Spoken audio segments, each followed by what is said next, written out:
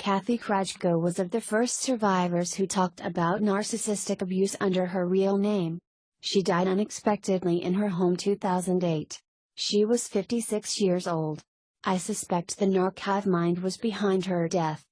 In her book, What Makes Narcissists Tick?, Krajco says, narcissistic mental cruelty.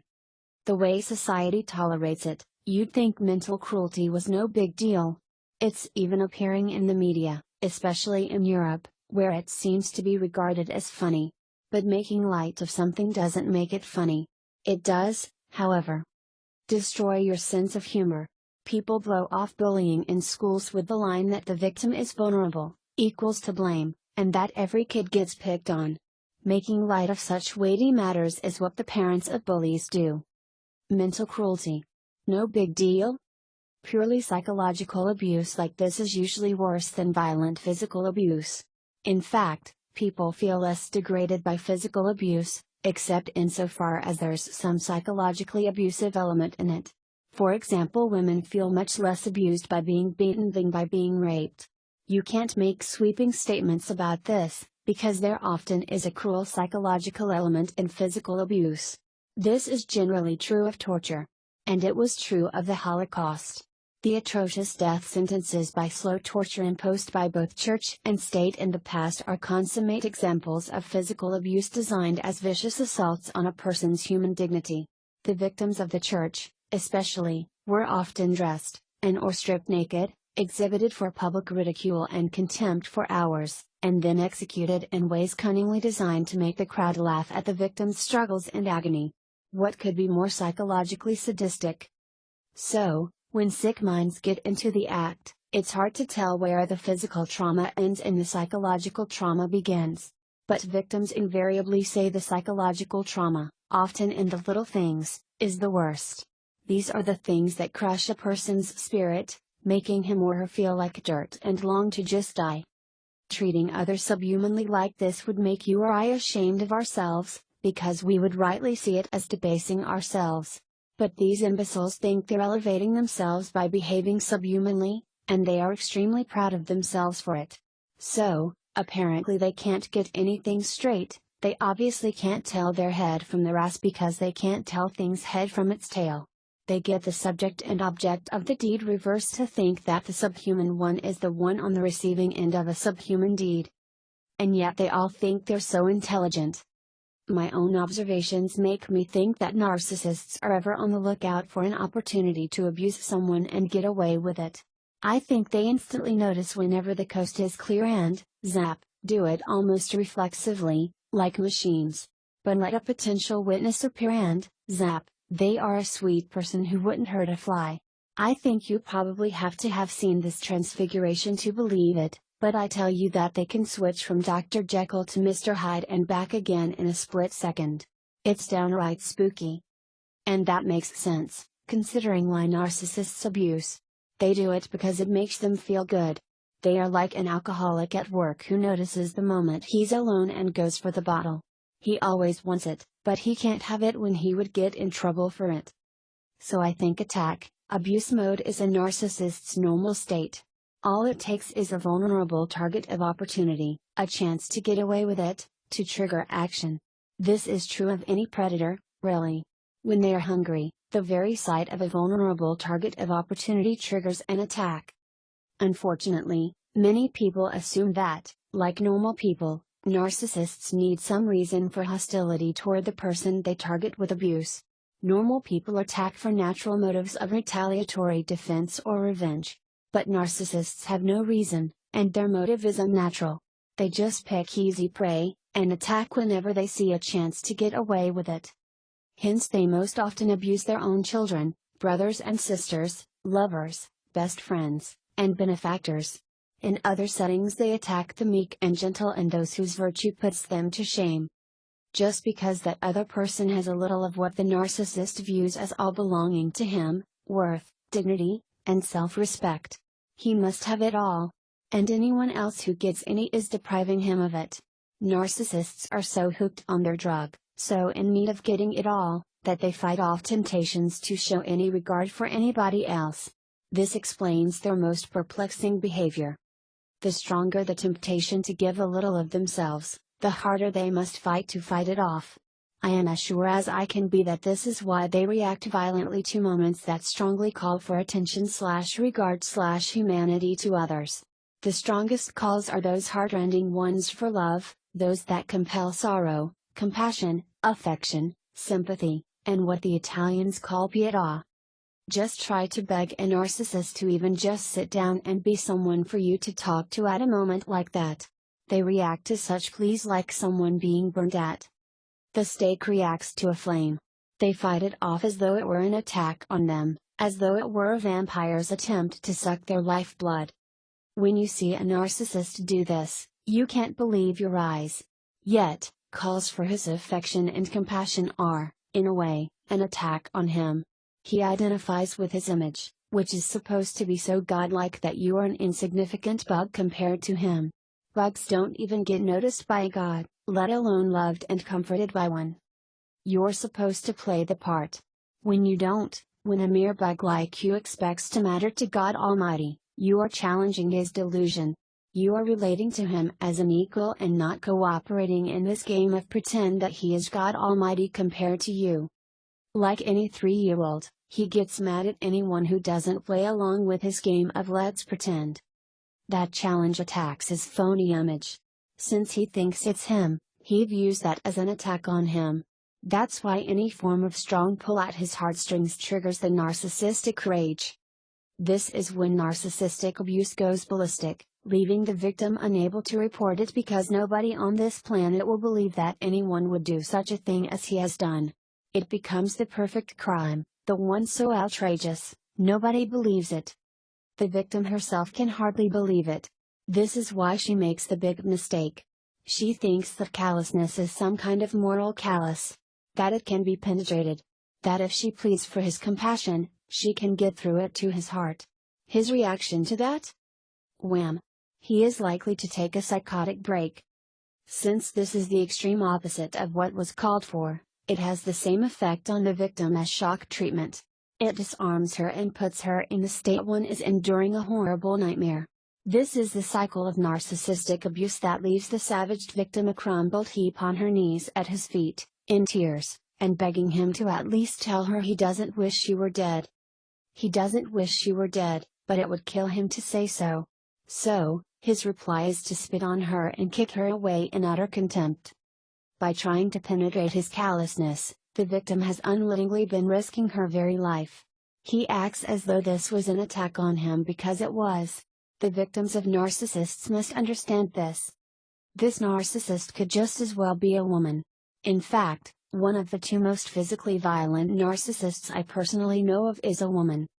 Whereas male narcissists must be more careful, being a woman, she is probably so uninhibited because she feels that nobody would believe her victims' complaints, that a woman could be so physically violent. In any case, since about the age of 9, she has flown at the victim with her fists when milling at the face. She kneels on the victim, digging her nails into the wrists and saying, "I'm stronger than you." She has beaten one of her victims for 20 minutes straight, literally punching herself out. We can't relate to this mentality. We can't imagine being that way. But if you apply pure logic to the equation, you can see what is going on. He feels that this putrid bug is hurting him, degrading his lofty image, by acting as though it has the right to expect something besides supercilious disdain from God Almighty. His mirror is not shining attention on him like it should. It has been replaced with her face, wanting him to shine attention on her. In fact, one narcissist I know of looked away from his pleading victim's tearful face as if in horror. When asked why, he pointed and bellowed, "Why should I have to look at that?" That meaning her face. So, this terrible narcissistic child throws a temper tantrum to break his naughty mirror. In wanting blood from a turnip, the victim might as well have tried to steal heroin from an addict in withdrawal. Nobody in their right mind would try to steal heroin from an addict in withdrawal, because we instinctively know it would be grabbing a tiger by tail. It's the same with narcissists, don't try to pry from them what they would rather die than give. Besides, they haven't got any. And so, what appeases normal people, enrages narcissists? What evokes sympathy from normal people, evokes brutality from narcissists. It's as though their brains are crammed and their skulls upside down and backwards. If there is one thing I wish everybody in the world knew, it would be this: when someone's reaction to a thing is the opposite of what was called for, notice that red flag the first time it shows, and stay away. For more information, visit Bully Online, Bullying in the Family. It seems that you should regard a raging narcissist as you would a threatening dog. Don't try to reason with it, don't look it in the eyes, and don't take one step backward, or it will run you over. Hopefully, after it has barked its head off enough to think it won, it will just go away without physically attacking you. 4. The only thing that seems to quell a narcissistic rage is, A. Others suddenly appearing on the scene to see what is going on, or, B. Self-defense as forceful as the attack. That means raging right back in the narcissist's face. And throwing punches if he or she has. Either produces an instantaneous transfiguration into the picture of poor little me wouldn't hurt a fly meekness. Seeing him switch personas in the blink of an eye like that will give you the creeps. But no child can defend himself from an adult this way, and no woman can defend herself from a man this way. Even if the victim is physically capable of defending himself, the situation is explosive and dangerous. Also, if you are so threatened and/or outraged that you really are raging, instead of just acting as though you're raging, then both parties to the conflict are not in control of themselves. Extremely dangerous for both of you. So, it is far better to just get away from a malignant narcissist before the violence of his abuse escalates to the point that you are in physical danger. You can't help him. Trained psychiatrists can hardly help him. Children have fewer options. But they should know that public school teachers, counselors, and administrators are legally obligated to report any child's complaint, or any mere suspicion, of abuse. Note, I said public because there is apparently some special dispensation for private school personnel in the United States. The employers of Catholic school personnel, the bishops, have not been required to report it and do not promise to report it. The slanderer. Character assassination is another aspect of malignant narcissism. In fact, every malignant narcissist is an inveterate slanderer, a good name slayer. 4. The narcissist has the mentality of rapist. He or she must tear people down off that pedestal. The rapist is filthy, you see. So, he must pretend he's dirtying others so he can pretend they're dirtier than him. That's how he makes himself feel clean. Because his brain is crammed into his skull upside down and backwards. The narcissist does the same thing. He just has a different style. Both the rapist and the narcissist are just playing the teeter-totter game, pretending to aggrandize themselves by diminishing someone else. So, show me a malignant narcissist, and I will show you someone who almost never says anything about anyone that you would like to hear said about you. This aspect of malignant narcissism is one of the most evident. In other words, it should be one of the first warning signs you get. That's why I mentioned it as a red flag 88. A narcissist will give evidence against himself almost every time he opens his mouth with someone else's name on his tongue. So, it's a good idea to pay attention to the way people talk about others. It reminds me of a hilarious line in the book of Ecclesiastes: you should keep your distance from people who don't speak well of others, because they need to shake themselves off every so often. And, if you're too close to them at the moment, you're going to get mud on you. Implicit in that advice is the warning that slander is projection, which it usually is. This is another thing that people who know a narcissist should be able to spot in him or her. If someone tells you something bad about a stranger, you don't know what to think. But if someone tells you something bad about someone you know, just vet that information by comparing it with what you know firsthand about that person. If people did this, slander would be much harder to get away with. And narcissists would be out of business. That's because their accusations are almost always preposterous. For example, they will accuse the most manifestly honest person in the joint of being a liar. That's because they aren't just shaking themselves off, they are out to smear a virtue in someone with that mud. But they have other motives, too. The narcissist is a slanderer partly also to get attention. Notice that the finger pointer in the picture above has his other hand raised to get attention, so, They come up with some pretty strange tales about people. They are like the press in knowing what kind of story will grab an audience's attention. And so, your narcissist is a slanderer partly because she must be one to create her phony image. She makes herself look good mostly by making others look bad in comparison. She also slanders as a way to deal with her guilt, shame by projecting the semblance of it off on someone else, equals a scapegoat. Note that much of this repressed guilt and shame is guilt and shame for, guess what? Slander. So, it's a vicious cycle. She slanders the more to bury her shame for slandering before. Yes, that's crazy and self-destructive, but try to tell her that. Her magical thinking machine obstinately refuses to know that. She does have one reason for slander that makes sense though.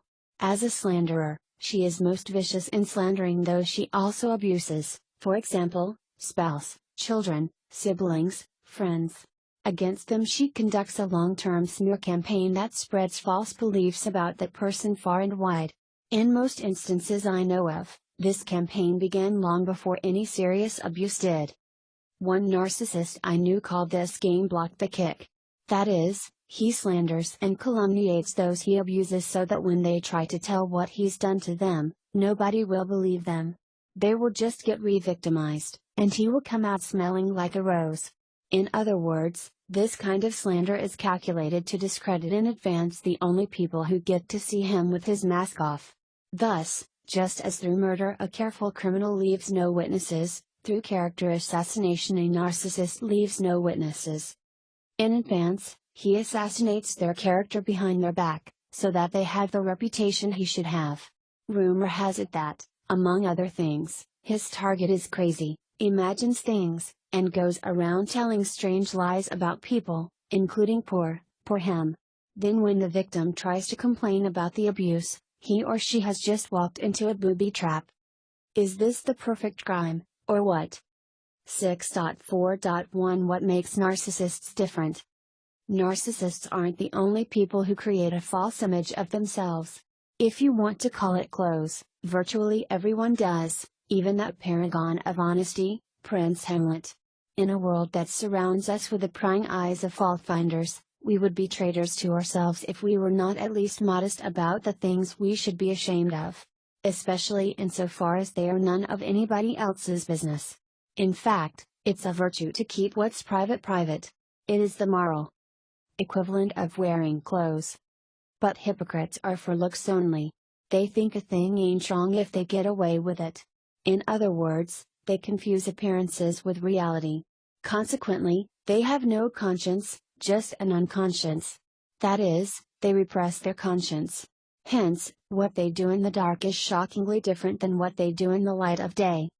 These are the people who put makeup on their image to thicken spots, right where the blemishes in their character are. Since it's all about their image, as Hamlet's mother said, they view sin as some kind of taint instead of as moral illness, or spiritual disease. This is what gives them the notion that it can be washed away or smeared off. No wonder that, to get rid of it, they project instead of repent.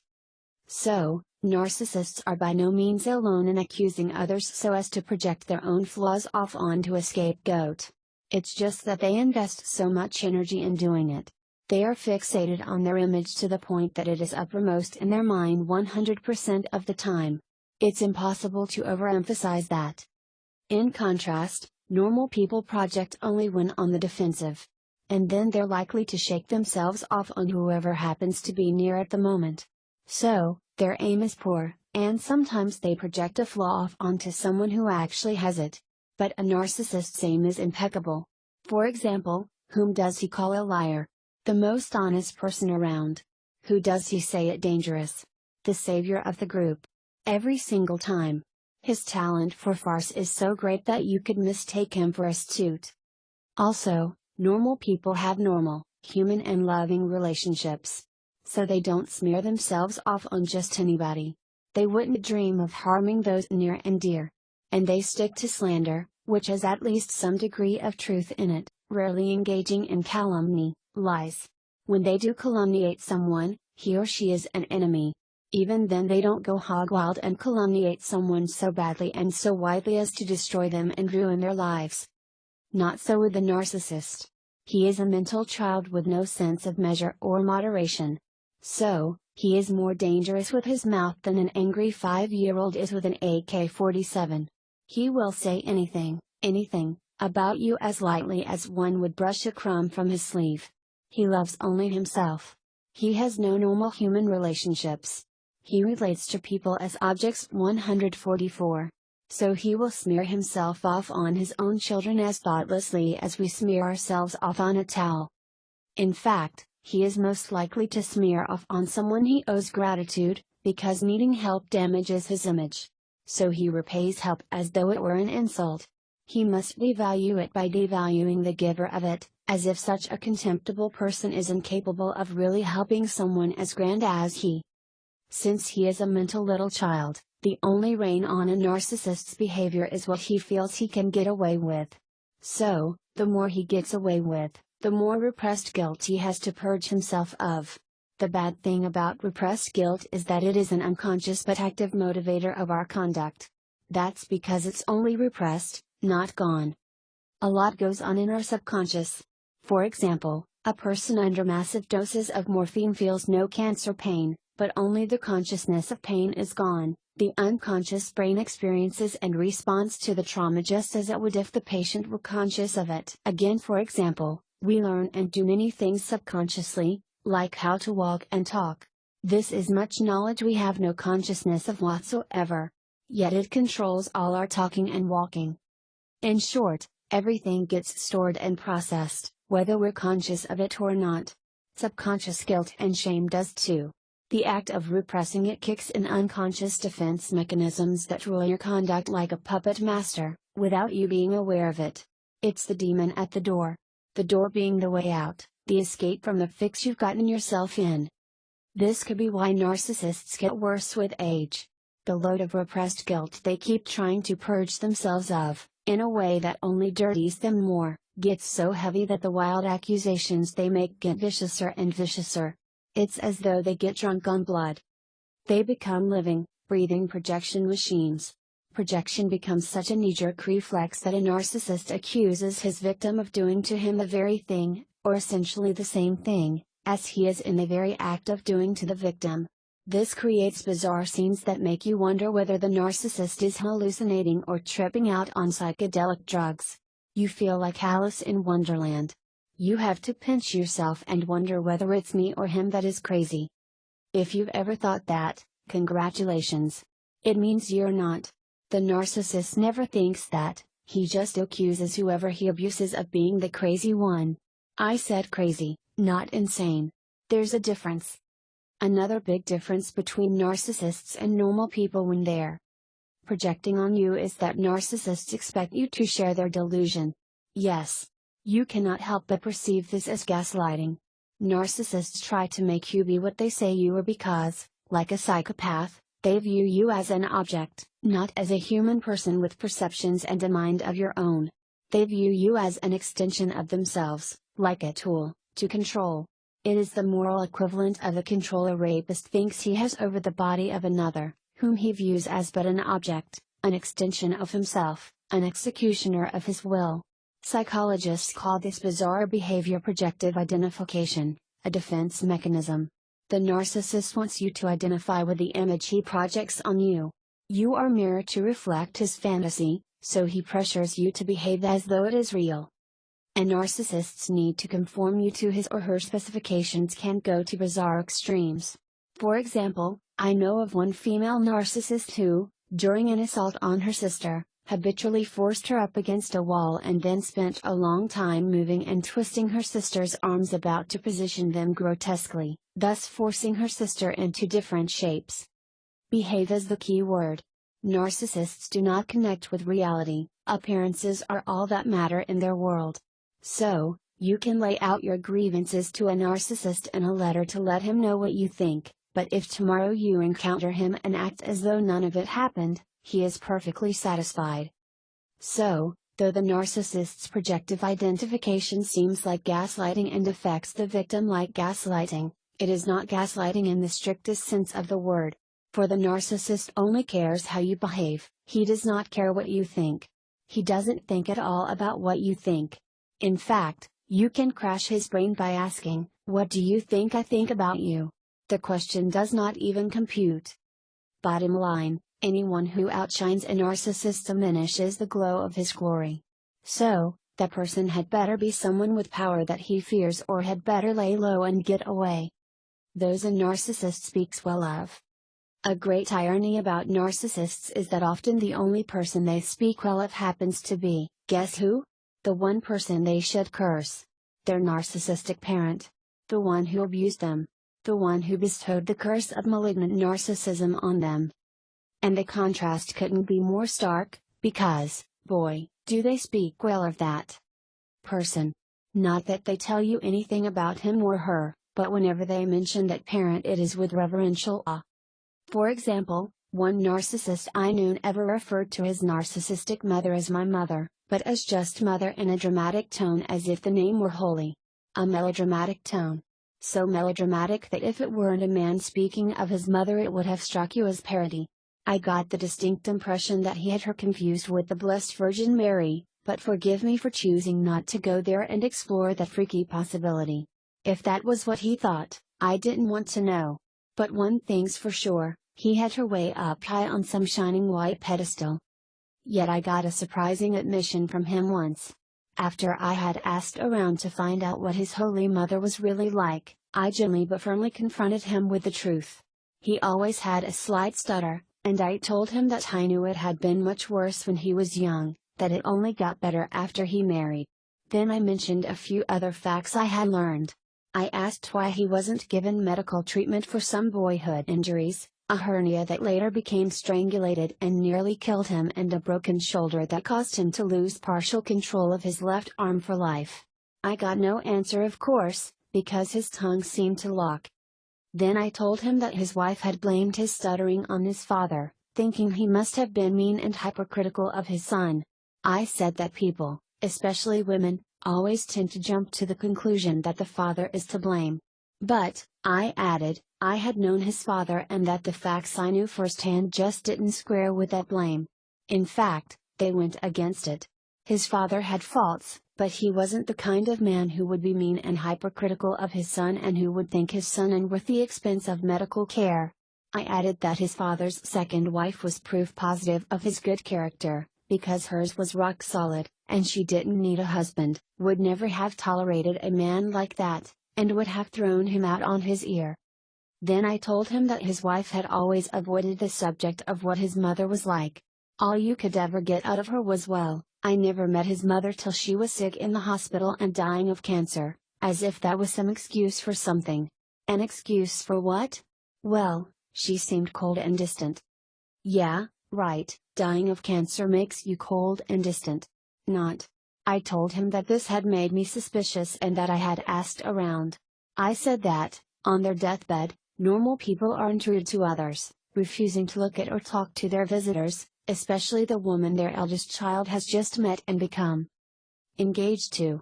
I said I couldn't imagine a dying mother doing that. If that's the way his mother had behaved toward his fiancée, then that's just the way she was. So, I said, I think it was your mother. I think you are the way you are because she withheld love and affection from you, even as a little child. I was already amazed that he had listened to me for 2 whole minutes. I expected rage at me for blaspheming his mother's holy name. So, I nearly dropped the phone when he softly replied, "Maybe you're right." I had never been right about anything before. He had never admitted there was anything wrong with him before. Needless to say, that was a moment. So, go figure. Though a narcissist's narcissistic parent is the only person he speaks well of, and to the point of beatification, there are cracks in that facade. In fact, the narcissistic parent is a special and complex case. For, I have also heard narcissists speak bitterly of that parent. For example, I knew another narcissist who, while trying to justify his desire to kill something every day by fishing or hunting the back limit of anything in season, excused his fishing excesses by saying that unlike his father, he didn't bring home the fish and throw them at his wife and kids to clean for him. He said that about his narcissistic parent with great bitterness. In fact, I have seen a narcissist's version of this parent go upside down overnight. And I think I know why. It squares with what I've heard from other narcissists about their narcissistic parent, depending on the situation at the time they commented to me about him or her. So long as the narcissistic parent is in a position to put down, slander, or abuse the narcissistic child, he or she is a devil in the narcissistic child's eyes. In fact, the narcissistic child is the family member who resents the narcissistic parent most and has him or her best pegged. But the moment that parent dies, history gets revised, and he or she was a saint. In fact, if that parent is merely incapacitated and dependent on the narcissistic child's good graces, he or she is, and always was, a saint. That is also the only situation in which the narcissistic child wins approval from the narcissistic parent. The moment an aging parent needs that child's help, history is revised, and the child instantly becomes the ideal child. So, the moment they are no longer vulnerable to that parent, their opinion of him or her goes upside down. Suddenly every bad thing he or she did never happened. With one fell swoop history is revised, and that parent is God. There are few others that narcissists speak well of, only those they can aggrandize themselves by association with, if only at others' expense. For example, if a narcissist has a trophy wife, he will go around saying, "Isn't she beautiful?" The message is that he is good enough to score such a bride but you aren't. He won't tell her she's beautiful though. Again, for example, if you got lousy service at a restaurant, the narcissist will say, "They gave me excellent service." If you are on the outs with someone, the narcissist will say, "I get along with him fine and have nothing but good things to say about him." Which is reminiscent of God likes us Jews/Christians/Muslims best. All three claim to be the same God's prime stock, which is reminiscent of Daddy likes me best. The message is that the narcissist is good enough to be acceptable to that restaurant, person, or God, but you aren't. Being disagreeable, just to be disagreeable, narcissists will praise an opponent of yours. For example, if you're a Republican, they will praise to high heaven the Democratic candidate for president, so stubbornly refusing to admit any flaw in him that they will be irrational or deny known facts about him. On the other hand, they won't admit that there's anything good about the Republican candidate or that he's right about anything, ever, because obviously everything he says and does is for some evil ulterior motive. The message is that you're an idiot for not being able to see that. Such special cases are the only ones you hear a good word about from a narcissist. In fact, a narcissist will stubbornly refuse to admit any fault in them at all. They are ideal, perfect in his or her eyes. And so, whether a narcissist raises or lowers a person, he does so for his own aggrandizement. He either idealizes or devalues a person to you, there is no in between. If you know a narcissist well, you have probably noticed that he either sees nothing but good in a person or nothing but bad. And you have probably seen his appraisals of people go upside down overnight, for little or no apparent reason.